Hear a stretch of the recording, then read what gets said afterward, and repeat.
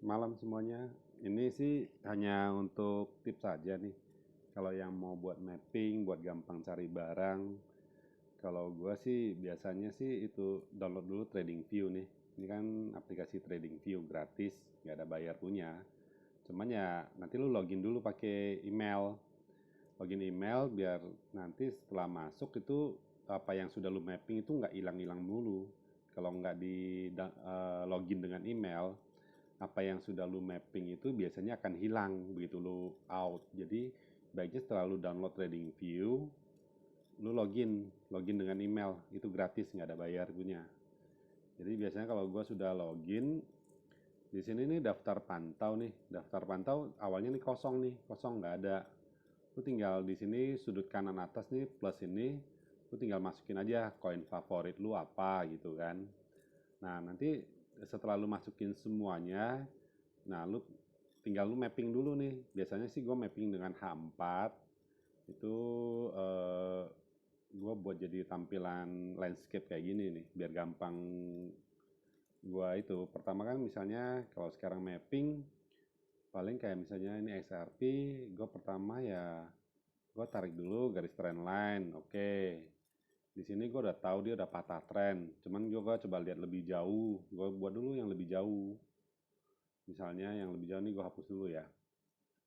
Yang lebih jauh untuk gambarannya gue bisa tarik dari sini nih ujung. Yang paling low-nya gue tinggal tarik jadi gambarannya lebih jauh, lebih luas.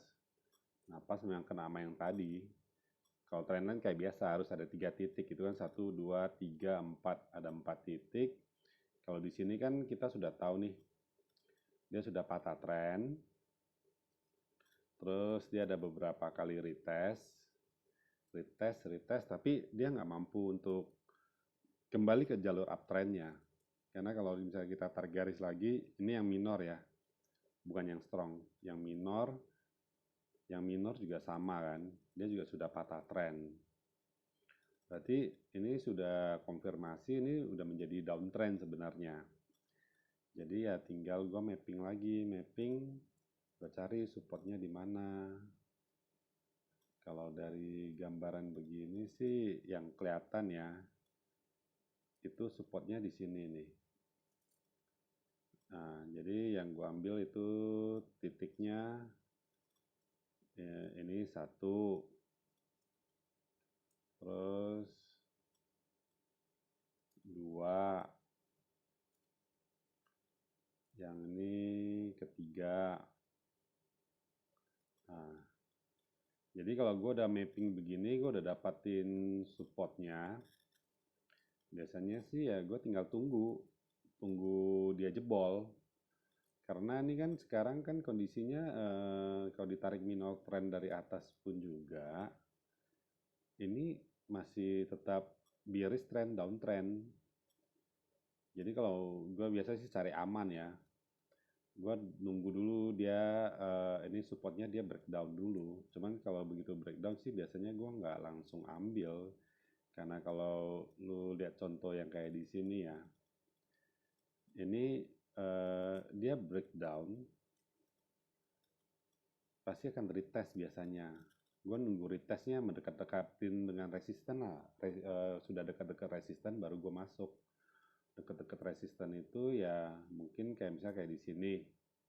Kenapa gue cari yang dekat resisten? Karena gue nggak mau SL gue itu terlalu jauh. Jadi ya malum lah ya, bapak-bapak aja kan agak pelit kan. Kalau gue ngambil yang di titik sini kan berarti resisten stop loss gue di garis merah itu kan. Kalau misalnya gua ngambil yang terlalu jauh di sini, kalau kita di futures itu jaraknya lumayan tuh. Ke atas bisa 500% kali itu. Jadi biasanya gua cari ya kalau bisa sih mendekati resisten.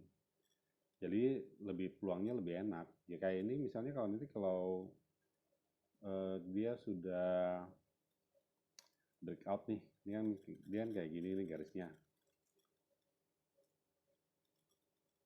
Ini kalau breakout, setelah walaupun breakout sampai sini dia biasanya retest dulu nih di sini. Nah, di daerah retest inilah retest dan sudah ada konfirmasi dia gagal balik ke atas, gue baru entry. Nah, support ini nanti akan menjadi resisten. Nah, resisten ini akan menjadi batas stop loss gue. Tapi ya gue nggak pas-pas di garis resisten ini, pasti gue akan lebihin dikit ke atas gitu loh. Targetnya ya seperti yang biasa gue kasih tahu. Kalau misalnya dia ada breakdown, targetnya di mana nih? Targetnya ya gue tinggal cari support resisten yang sebelumnya di mana. Resisten sebelumnya kan lebih kurang di sini. Ini gue hapus dulu ya. Resisten sebelumnya di sini karena ya seperti biasa untuk sebuah horizontal support atau resisten, biasa gue cari ya minimal adalah 3 titik untuk mengkonfirmasi itu sebagai sebuah support. Nah, kalau sudah dapat, dia sudah breakdown, nanti mendekati resisten, ya kayak biasa kita ngukur.